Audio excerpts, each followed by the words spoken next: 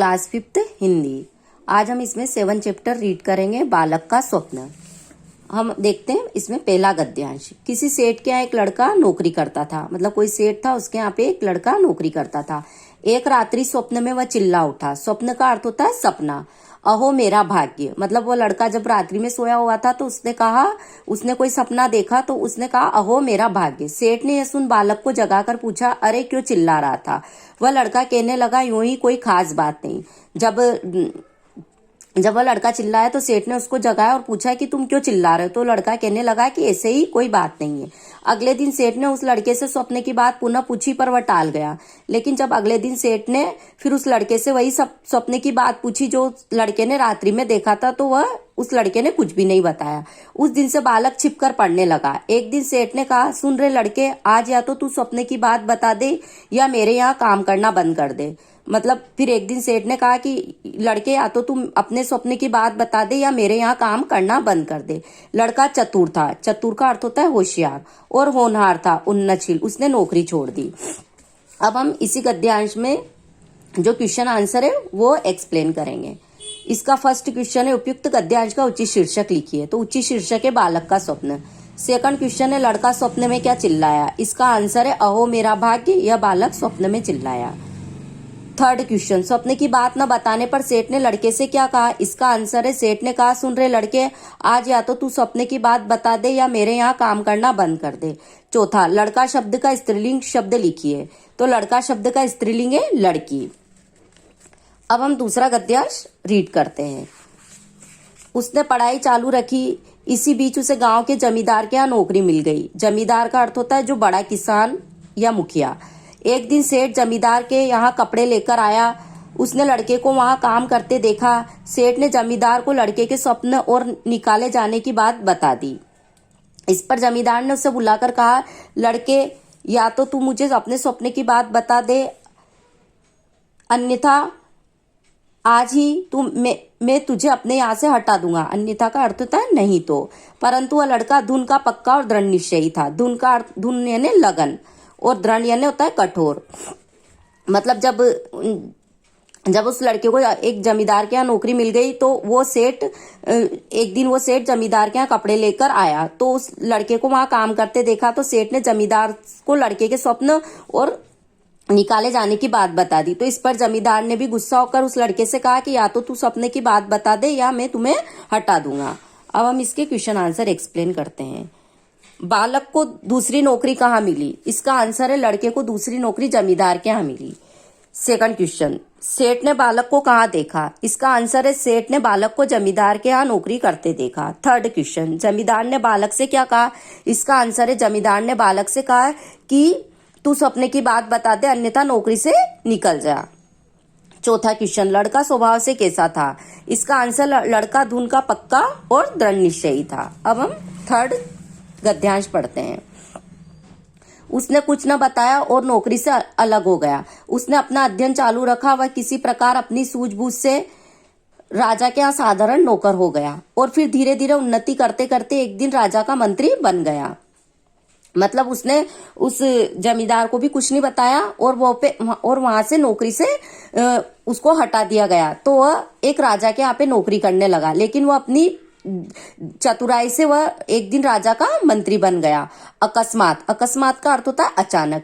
एक दिन वही जमींदार राजा के यहाँ आया। उसने उसे पहचान लिया और राजा से सारी बात कह सुनाई। राजा ने मंत्री को बुलाकर पूछा, मंत्री जी, आपने बहुत दिन पहले सेठ के यहाँ क्या स्वप्न देखा था? आप या तो वह स्वप्न हमें बताइए या फिर दंड के लिए तैयार हो जाए। दंड का अर्थ होता है सजा। तो अब फिर राजा ने भी उस लड़के को बुलाकर यही बात पूछी कि या तो तुम अपने स्वप्न की बात बता दो या दंड के लिए तैयार हो जाओ। अब हम इसके क्वेश्चन आंसर एक्सप्लेन करते हैं। नौकरी से हटने के बाद बालक ने क्या किया? तो नौकरी से अलग होने के बाद उसने अध्ययन जारी रखा। सेकंड क्वेश्चन, सूझबूझ से बालक क्या बन गया? इसका आंसर है, सूझबूझ से बालक राजा का मंत्री बन गया। थर्ड क्वेश्चन, राजा ने मंत्री से क्या कहा? इसका आंसर है, मंत्री जी, या तो अपना स्वप्न बताइए या दंड के लिए तैयार हो जाइए। चौथा क्वेश्चन, पुरस्कार शब्द का विलोम गद्यांश से छाट कर लिखिए। तो पुरस्कार का विलोम होगा दंड। अब हम फोर्थ गद्यांश रीड करते हैं। मंत्री ने स्वप्न बताने से इनकार कर दिया। इनकार का अर्थ होता है मना करना। राजा ने नाराज होकर मंत्री को कैद खाने में डाल दिया। जब मंत्री ने स्वप्न बताने से इनकार कर दिया तो राजा ने गुस्सा होकर उस मंत्री को जेल में डाल दिया। कुछ दिन बाद पड़ोसी राजा ने इस राजा पर चढ़ाई करने की सोची। चढ़ाई का अर्थ होता है आक्रमण। उसने सीमा पर अपनी सेना भी जमा कर ली। जमा का अर्थ होता है इकट्ठा। उसने इस राजा तथा मंत्रियों की चतुराई जानने के लिए 2 घोड़ियां भेजी और पूछवाए इनमें माँ कौन सी और बेटी कौन सी है। सभी ने अपनी अपनी बुद्धि लगाई पर समस्या का कोई हल न कर सका। राजा का नौकर बंदी मंत्री को नित्य भोजन देने जाता था। अब राजा का जो नौकर था वो उस मंत्री को रोज भोजन देने जाता था। उसने सारी बात मंत्री को बताई। राजा की परेशानी सुनकर मंत्री कहने लगा, यह कौन कठिन बात है, दोनों को नदी में नहलाने ले जाओ। तो उस मंत्री ने कहा कि यह कोई कठिन बात नहीं, दोनों को नदी में नहलाने के लिए ले जाओ। जो पहले आगे नदी में घुसे वही माँ है और जो पीछे चले वह बेटी है। अब हम इसकी क्वेश्चन आंसर एक्सप्लेन करते हैं। राजा ने मंत्री को क्या दंड दिया? राजा ने मंत्री को कैद खाने में डाल दिया। पड़ोसी राजा ने क्या किया? पड़ोसी राजा ने राजा पर आक्रमण करने के लिए चढ़ाई की। राजा की होशियारी देखने के लिए पड़ोसी राजा ने क्या किया? इसका आंसर है 2 घोड़ी बेचकर पूछा कि इनमें कौन बेटी है और कौन माँ है। अब हम 4th क्वेश्चन देखते हैं। मंत्री ने पड़ोसी राजा के प्रश्न का क्या उत्तर दिया? इसका आंसर है मंत्री ने कहा दोनों घोड़ियों को नदी में नहलाने ले जाओ। जो पहले घुसे वह माँ और जो पीछे चले वह बेटी। अब हम इसका 5वां गद्यांश रीड करते हैं। इसके बाद उसी प्रकार के 2-3 प्रश्न राजा ने भेजे। मंत्री ने सबको हल कर दिया। हल का अर्थ होता है जवाब। पड़ोसी राजा ने यह सोच कर कि इसे हराना कठिन है। हराने का अर्थ होता है पराजित करना। अपनी सेनाएं हटा ली। उसने संदेशा भिजवाया। संदेशा का अर्थ होता है सूचना कि जिस व्यक्ति ने मेरे प्रश्नों को हल किया है उससे हम अपनी कन्या का विवाह करना चाहते हैं। विवाह का अर्थ होता है शादी। मतलब अब इसके बाद उसी प्रकार 2-3 प्रश्न राजा ने भेजे और सबको उस मंत्री ने हल कर दिया जो कि कैद खाने में था। तो वो राजा बहुत खुश हुआ और अपनी कन्या का विवाह करना चाहता था। इस समाचार से राज्य भर में सनसनी फैल गई। उस बंदी मंत्री की चारों ओर प्रशंसा होने लगी। राजा ने उसे तुरंत मुक्त कर दिया। मुक्त का अर्थ होता है छोड़ना। इसके बाद पड़ोसी राजा ने अपनी कन्या का विवाह उससे कर दिया। राजा ने मंत्री को अपना आधा राज्य भी दे दिया। इसके बाद राजा ने उसे बहुत सी चल और अचल संपत्ति दी। चल अचल संपत्ति का अर्थ होता है जमीन जायदाद, जो धन था वो राजा ने सब उसको दे दिए।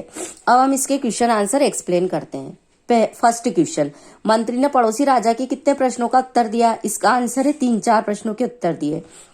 सेकंड क्वेश्चन, पड़ोसी राजा ने क्या संदेश भिजवाया? इसका आंसर है जिस व्यक्ति ने मेरे प्रश्नों को हल किया उसके साथ अपनी पुत्री का विवाह करेंगे।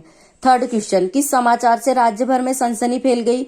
इसका आंसर है मंत्री की चतुराई से पड़ोसी राजा की कन्या के साथ विवाह होने के समाचार ने राज्य भर में सनसनी फैला दी। चौथा क्वेश्चन, पड़ोसी राजा ने मंत्री के साथ क्या किया? इसका आंसर है पड़ोसी राजा ने मंत्री के साथ अपनी कन्या का विवाह कर दिया, साथ ही आधा राज्य और बहुत सी चल अचल संपत्ति भी भेंट की। अब हम छठा गद्यांश रीड करते हैं। कुछ दिन बाद एक दिन प्रातःकाल इसी मंत्री राजा ने दोनों राजाओं, जमींदार तथा सेठ सभी को अपने यहाँ आमंत्रित किया। आमंत्रित का अर्थ होता है बुलाना। जब वे वहां उपस्थित हुए, उपस्थित का अर्थ होता है हाजिर होना, तो उस समय यह मंत्री राजा पलंग पर महल के विशाल एवं सुसज्जित कक्ष में लेटे थे। सुसज्जित का अर्थ होता है सजा हुआ। उसकी पत्नी उसके पास बैठी थी। इसके अतिरिक्त अन्य कोई नौकर भी इनकी सेवा में जुटे थे। चारों व्यक्ति भी उसके आसपास बैठे थे। तब उस मंत्री राजा ने कहा, यही दृश्य जो आप लोग इस समय यहाँ देख रहे हैं मैंने स्वप्न में देखा था, और तभी मैं स्वप्न में चिल्लाया था। मतलब वो जो लड़का था वो एक राजा होने के बाद अपने वो सब जमींदार और सेठ को, राजाओं को, सबको बुलाकर अपनी ये बात बता रहा है कि मैंने स्वप्न में यही देखा था कि अहो मेरा ऐसा भाग्य। मैंने तब यह बात आप लोगों को बता दी होती तो आप में से कोई भी इसे पूरा ना होने देता। हो सकता है ईर्ष्या, लोभ, ईर्ष्या का अर्थ होता है जलन, लोभ और अपमान के वशीभूत आप मुझे मौत के घाट भी उतरा देते। सच है, अपने मस्तिष्क में जो विचार आए उसकी व्यर्थ चर्चा न करते हुए, व्यर्थ का अर्थ होता है बेकार, उन्हें योजनाबद्ध तरीके से पूर्ण करने में जुट जाना चाहिए। कर्म, कठोरता और निष्ठा से कोई भी व्यक्ति महान बन सकता है। मतलब ये वो लड़का कह रहा है कि कर्म, कठोरता और लगन और निष्ठा से कोई भी व्यक्ति महान बन सकता है।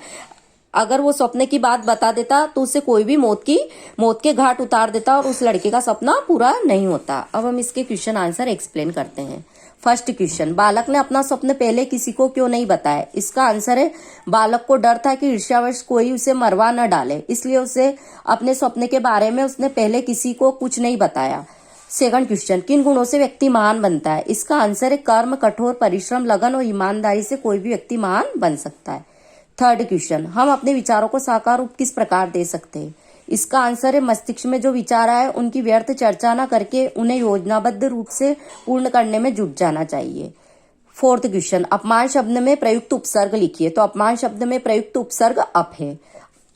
हमने ये चैप्टर पूरा रीड कर लिया है, आप भी इसको अच्छे से रीड करेंगे। थैंक्स।